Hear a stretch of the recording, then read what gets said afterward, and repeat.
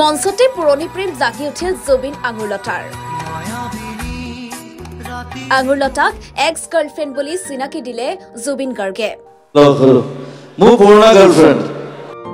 অনুষ্ঠানৰ মাজতেই জুবিনক খাবতি ধৰিলে আঙুৰলতাই।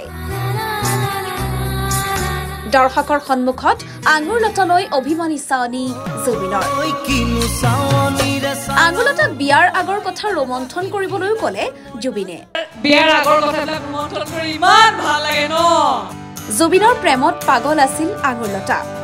এতিয়াও মনে প্ৰাণে জুবিনক বিচাৰে আঙুৰলতাই। বিহুৰ মঞ্চত অভিনেত্ৰী তথা বিজেপি নেত্ৰী আঙুৰলতাক পুৰণি প্ৰেমিকা বুলি চিনাকি দিলে জুবিন গাৰ্গে। সংগীতানুষ্ঠানৰ মাজতেই আঙুৰলতাক অতীতৰ কথা কৈ নষ্টালজিক হৈ পৰিল জুবিন গাৰ্গ। এসময়ত জুবিনৰ প্ৰেমত পাগল আছিল আঙুৰলতা।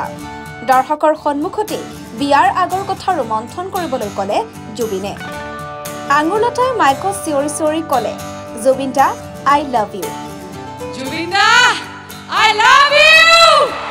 বিহুৰ মঞ্চ হৈ পৰিল একদম প্ৰেমময়।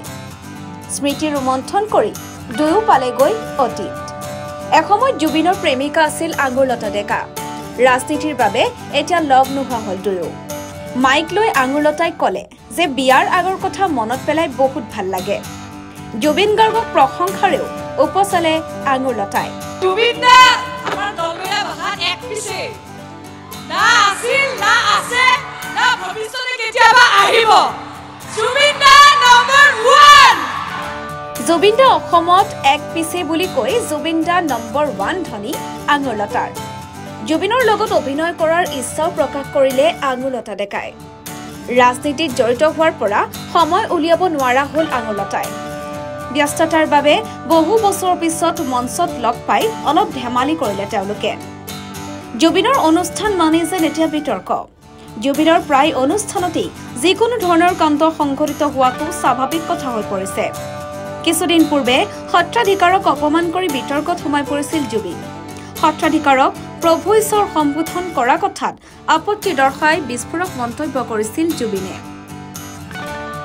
এইবাৰ বিহুৰ সংগীতানুষ্ঠানত আঙুৰলতাক পুৰণি প্ৰেমিকা বুলি চিনাকি কৰি দি পুনৰ চৰ্চাত জুবিন গাৰ্গ।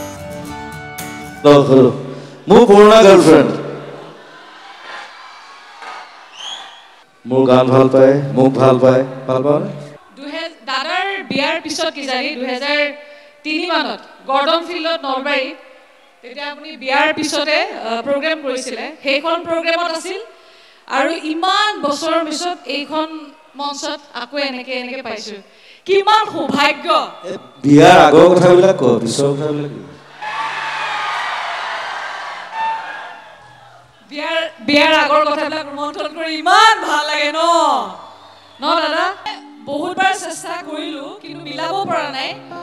একটা জীৱনত গান কৰাৰ কাৰণে বহুত ইচ্ছা আছিল, ভাগ্যত আছে নে ক'ব নোৱাৰো। কিন্তু আজি যিহেতু বহুত কষ্ট কৰি এনেকে মিলাইছো, আজি এজনীয়ে গাব, মই যেনেকে নহওক এপাক দুপাক হ'লেও আপোনাৰ লগত এনেকে ঘূৰিম। খাটাং ঘূৰিম। পিছত যদি কেতিয়াবা নেপাওঁ কি হ'ব তেতিয়া? নাই যি সুযোগ আহে হাততে ধৰি ল'ব লাগে। আজি কোনোবা এগৰাকীয়ে গাব বাপেকে, মই ইয়াতে গান কৰিম আজি কৈ দিলো। যি হয় হৈ থাকিব আৰু। News desk, the কাষ্টেডিয়ান।